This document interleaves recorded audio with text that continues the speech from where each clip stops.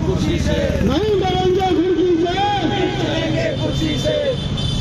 साथियों, जैसा कि सभी को पता है कि ये जो हमारा आज धरना प्रदर्शन चल रहा है, ये धरना प्रदर्शन जो हमारे उड़ीसा के कटक में होने वाला महाअधिवेशन था, राष्ट्रीय अधिवेशन, मनुवादी लोगों ने षड्यंत्र के तहत उस राष्ट्रीय अधिवेशन को रोक दिया और उसके विरोध में माननीय देशराम साहब ने ये ऐलान किया कि जिल्लत की जिंदगी से मर जाना बेहतर है। इसलिए संघर्ष बहुत जरूरी है और इस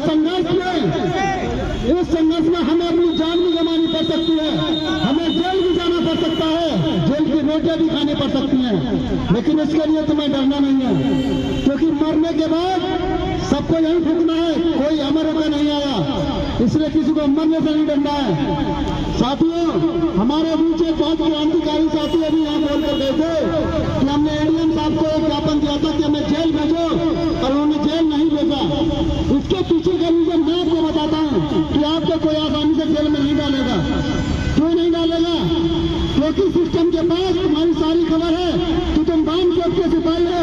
जिस दिन जेल के अंदर जाओगे, जेल में बंद 2000 कैदियों को, क्योंकि अभी आप यहाँ पर केवल 4 घंटे दे रहे हो, हाँ 24 घंटे दोगे, एक एक सिपाही 10-10 कैदियों को कैदाई बना देगा, सबके अंदर बाबन मेहसान साहब की विचारधारा पहुंचा देगा, और जब जेल में बंद कैदी मेहसान साहब की विचारधारा को समझ जाएंगे और वो जान जाएंगे कि देश के अंदर हमारे साथ उत्पन्न हो रहा है, हमें राजनीतिक, आर्थिक और मानसिक गुलाम बनाया जा रहा है, हमारे संसाधनों पर अपना कब्जा किया जा रहा है, देश की 90% संपत्ति पर इन मनुवादियों ने कब्जा कर लिया है, तो वो संघर्ष के लिए तैयार हो जाएंगे और फिर क्रांति होगी।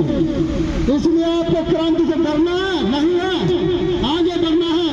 हम घर से जब निकलते हैं तो सब कफन बांध कर निकलते हैं, हम कभी ये चिंता नहीं करते कि हम घर वापस जाएंगे या नहीं जाएंगे, क्योंकि हम बाबा मेहसान साहब के सिपाही हैं। सम्मानित साथियों, संख्या कम होने से कभी मनोबल कम नहीं होते, संख्या कम होने से कभी मनोबल कम नहीं होते। अगर आज मैं यहाँ अकेला खड़ा हूँ, जिस दिन मैं पकड़ा जाऊंगा तो आप पूरी संख्या देख लेना कितने लोग मेरे लिए संघर्ष करने सड़कों पर आएंगे। ये सच्चा कह रहा हूँ, क्योंकि क्षेत्र में आप नहीं जानते, इन मनुवादियों ने इस देश में ऐसी व्यवस्था पैदा कर दी है कि हम लोग रोजाना की रोजी रोटी के चक्कर में पड़े रहे। धरना प्रदर्शन आंदोलन के लिए हमारे लोगों के पास वक्त नहीं है, लेकिन जब वो समझेंगे कि उनकी लड़ाई लड़ने वाले रहनुमा पकड़े जा रहे हैं, मारे जा रहे हैं, तो जनता सड़कों पर आएगी और शासन प्रशासन के खिलाफ युद्ध होगा।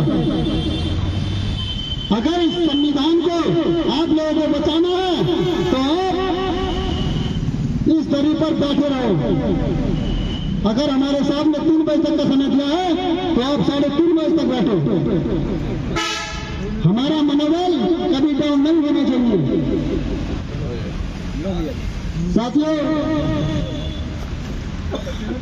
ये जो 22 जनवरी का जो प्रोग्राम है, इस प्रोग्राम को सफल बनाने के लिए बड़ी संख्या में लोगों ने सहमति दर्ज करा दी है। लोग बड़ी संख्या में 22 जनवरी को आएंगे और हम पूरे अपने दल बल के साथ, झंडे बैनर के साथ शांतिपूर्वक संवैधानिक दायरे में रहकर अपने धरना प्रदर्शन को मजबूत बनाएंगे। इसी के साथ सभी साथियों को जय मूल निवासी।